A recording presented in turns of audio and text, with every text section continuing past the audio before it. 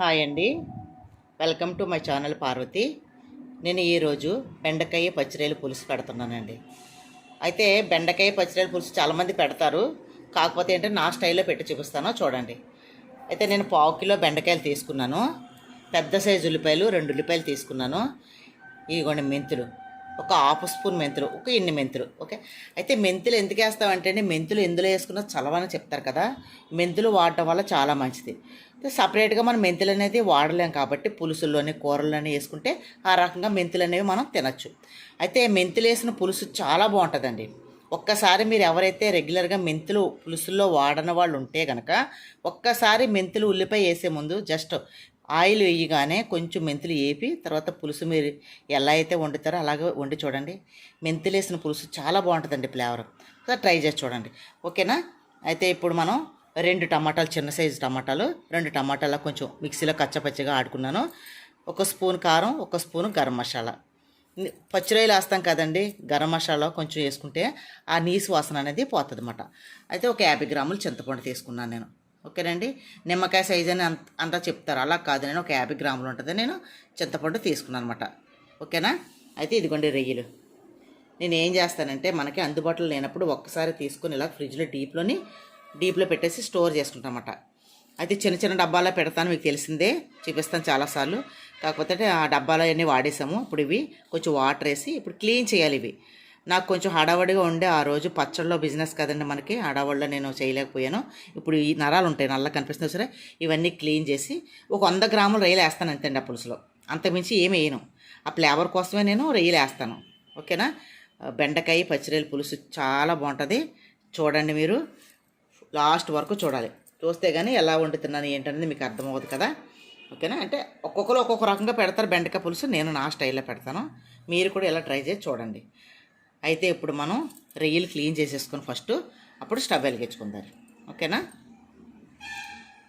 ఇదిగోండి, ఫస్ట్ మనం స్టవ్ వెలిగించుకొని ప్యాన్ పెట్టుకొని ఒక టీ గ్లాసులో ఆయిల్ పోసుకోండి. ఓకేనా, చాలు సరిపోతుంది. ఒక టీ గ్లాస్ ఆయిల్ వేసుకొని మనం ఇప్పుడు ఇందులో ఫస్ట్ మెంతులు వేసుకుందాం. చూడండి, మెంతులు ఫస్టే వేసుకోవాలి మెంతులు. ఓకేనా. మెంతులు వేసుకొని జస్ట్ అలా ఒక 5 సెకండ్లు ఉల్లిపాయ పచ్చిమిర్చి వేసుకోవచ్చు. ఉప్పు పసుపు కూడా నేను ఉల్లిపాయలోనే వేసేస్తాను ఎప్పుడు కూడా, అలా వేయటం వల్ల మీకు తొందరగా మగ్గిపోతుంది. మీకు ప్రతిసారి చెప్తుంటాను, ఎప్పుడైనా కానీ ఉల్లిపాయ వేయగానే ఉప్పు పసుపు కూడా అందులోనే వేసేసుకోవాలి. మనం వేసుకుంటే తొందరగా మగ్గిపోతుంది అన్నమాట, టైం ఎక్కువ తీసుకోదు. మూత పెట్టి ఒక్కసారి కలిపేసి మూత పెట్టి ఒక 2-3 నిమిషాలు ఏగనిద్దాం, ఏగితేనే బాగుంటుంది. చాలామంది ఉల్లిపాయ ఏగనవరండి, అసలు మరి వాళ్ళకి లేట్ అయిపోద్ది ఏంటో తెలియదు కానీ పనికి ఉల్లిపాయ ఏగనవరు. కూర ఏం రుచి వస్తుంది చెప్పండి, అదే మనం నిదానంగా చేసుకుంటేనే ఏదైనా రుచి వస్తుంది. ఓకేనా. ఒక 1/2 స్పూన్ అల్లం వెల్లుల్లి పేస్ట్, మీకు ఇందాక చూపించలేదు కదా, ఉల్లిపాయ వేగిన తర్వాత అల్లం వెల్లుల్లి పేస్ట్ ఒక 1/2 స్పూన్ వేద్దారు. ఓకేనా. దీన్ని ఇప్పుడు మనం మూత పెట్టుకొని మగ్గనిద్దాం బాగా. ఓకే, కొద్దిగా వేగినాయి కదా, అప్పుడు అల్లం వెల్లుల్లి పేస్ట్ వేసి మళ్ళీ ఒకసారి కలిపేసి మూత పెడతారు.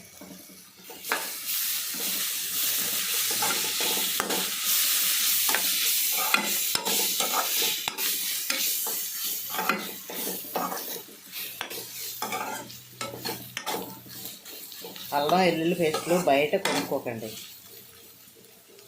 దాంట్లో నిల్వ ఉండడానికి కెమికల్స్ వేస్తారు. ఓకేనా.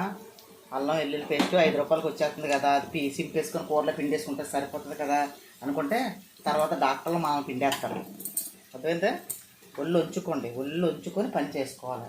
నేను ఇలా అంటున్నాను కాదు, ఏదైనా బాధ అయినా మనమే పడాలి, ఇష్టమైనా మనమే పడాలి, నవ్వైనా మనమే పడాలి, అన్నీ మనలోనే ఉన్నాయి కాబట్టి మనం జాగ్రత్త పడాలి. ఓకేనా. దీన్ని మళ్ళీ మూత పెట్టి సిమ్లో ఉంచుతారు, బాగా లోపలికల్లా ఉల్లిపాయ అంతా పచ్చి వాసన పోయేంత వరకు ఏగిపోతుంది అన్నమాట. అప్పుడు బెండకాయలు వేద్దాం. ఓకేనా. చూసారా, అల్లం పచ్చి వాసన పోయేంత వరకు మనం ఇలా వేసుకుంటే ఆయిల్ తక్కువ వేసాం కదా, చూసారా కొద్దిగా అడుగుతుంది, ఏం కాదు. ఆయిల్ తక్కువే తినాలి, ఎంత తక్కువ తింటే అంత మంచిది. అల్లం కూడా ఎగిపోయింది. ఇప్పుడు మనం పచ్చిరొయ్యలు వేసేస్తారు. ఇందులో ఏం వేసామండి? ఇందులో మెంతులు వేసాము, అల్లం వెల్లుల్లి పేస్ట్, ఉల్లిపాయ పచ్చిమిర్చి వేసాము. వేసిన తర్వాత రొయ్యలు వేసుకోవచ్చు. రొయ్యలు వేసుకొని ఒక్క నిమిషం అందులో వాటర్ అంతా పోయే వరకు, మీకు ఎక్కువ రొయ్యలు ఉంటే ఎక్కువ వేసుకోండి, తక్కువ ఉంటే ఇంకో 2 వేసుకున్నా సరిపోతుంది.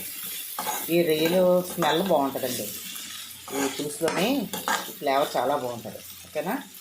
ఇప్పుడు మనం ఏం చేస్తామంటే ఒక్క నిమిషం పచ్చివాసన కొంచెం వాటర్ దిగుతుంది కదా, పచ్చివాసన కాదు, ఈ రొయ్యల నుంచి కొంచెం వాటర్ దిగేంత వరకు మనం మళ్ళీ మూత పెట్టుకోవచ్చు.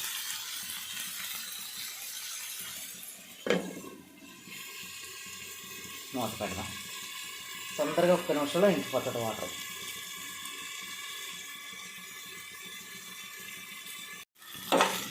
చూసారా?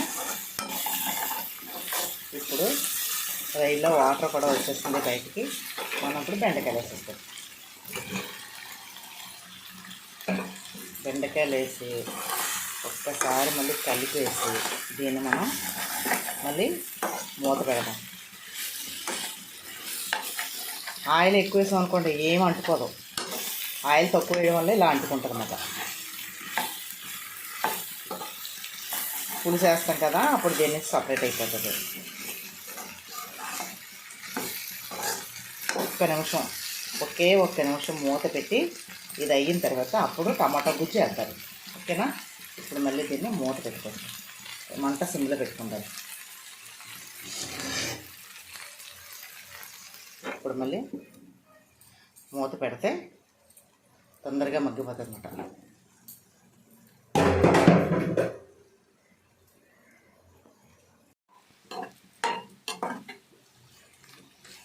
ఒక్క నిమిషం మూత పెడతారు.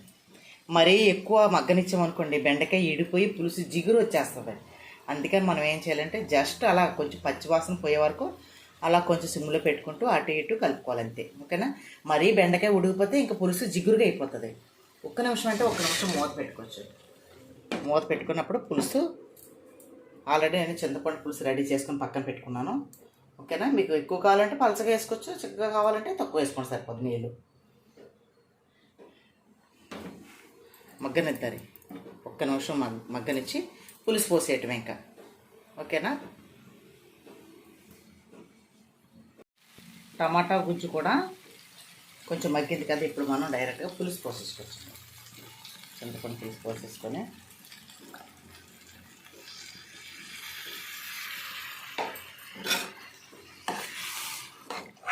మాకు పులుసులో కొంచెం చిక్కగానే కావాలండి, అందుకని నేను కొంచెం చిక్కగానే పెడతాను పులుసులో. చాలామంది పులుసులు పప్పుచారులో పెట్టేస్తారు పలచగా, అంటే అలా ఇష్టపడతారు కొంతమంది. నేనైతే ఇంతే. ఆల్రెడీ మీకు 90% బెండకాయ ఉడికిపోయినట్టే. ఓకేనా? ఇంకో 10% ఉందంతే, మొత్తం మగ్గిపోయింది బెండకాయ. దీన్ని మనం మళ్ళీ ఇప్పుడు ఏమి ఎక్కర్లేదు, మూత పెట్టేసుకోవచ్చు. మూత పెట్టుకొని ఒక 5 నిమిషాలు ఉడికితే సరిపోతుంది పులుసు. ఓకేనా? ఆల్రెడీ ఉడికిపోతుంది చూస్తారా? ఇప్పుడు దీన్ని మళ్ళీ మనం మూత పెట్టేసుకోవచ్చు. మూత పెట్టేసుకొని మరగనిద్దాం అంతే. ఒక 5 నిమిషాల్లో మరిగిపోద్దండి. హైలోనే ఉంచుకొని మరగబెట్టుకుంటే సరిపోతుంది. ఇదిగోండి ఫైనల్గా పులుసు అయిపోయింది. మనం స్టవ్ ఆఫ్ చేసుకోవచ్చు. ఓకేనా? మరీ చిక్కగా ఉన్నా బాగోదు, మరీ పలచగా ఉన్నా బాగోదు. ఓకేనా? ఇంక ఈ స్టేజ్లో ఉండగా మనం స్టవ్ ఆఫ్ చేసేసుకోవచ్చు. ఎవరైనా కొత్తిమీర చల్లుకోవాలనుకుంటే కొత్తిమీర వేసుకోవచ్చు, లేదంటే మానేసుకోవచ్చు. ఓకేనా? కొత్తిమీరతో అంత ఇదేమి కాదు, ఎవరైనా ఉన్నవాళ్ళు అయితే ఇష్టమైతే వేసుకోండి. ఇక నేను వేయాల్సినంత వేస్తాను, ఇందులో పులుసు ఆఫ్ చేస్తాను. ఓకే, దీన్ని ఒక బౌల్లో తీసుకుందాం. ఇదిగోండి ఫైనల్గా బెండకాయ పచ్చిరొయ్యల పులుసు. ఓకేనా? బెండకాయ పచ్చిరొయ్యల పులుసు మీరు కూడా ట్రై చేయండి, చాలా బాగుంటుంది.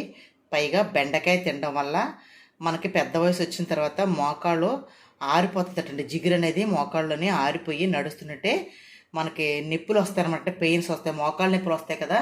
అయితే ఈ బెండకాయ తినడం వల్ల మోకాళ్ళ నొప్పులు అనేది రావు. పైగా మోకాళ్ళలో జిగురు అనేది ఎక్కువగా ఉంటుంది అన్నమాట. బెండకాయకి అంత జిగురు అనేది ఎక్కువగా ఉంటుంది కాబట్టి మోకాళ్ళు చక్కగా పనిచేస్తాయి మనకి. ఓకేనా? ఎక్కువగా మోకాళ్ళు నొప్పులు ఉన్నవాళ్ళు బెండకాయ ఎక్కువ తినండి. బెండకాయ పచ్చిరొయ్యల పులుసు టోటల్గా అయిపోయింది. మీరు కూడా ట్రై చేయండి. మీకు నచ్చినట్లయితే ఛానల్ని సబ్స్క్రైబ్ చేసుకోండి, సపోర్ట్ చేయండి. ఓకేనా? థ్యాంక్ యూ అండి.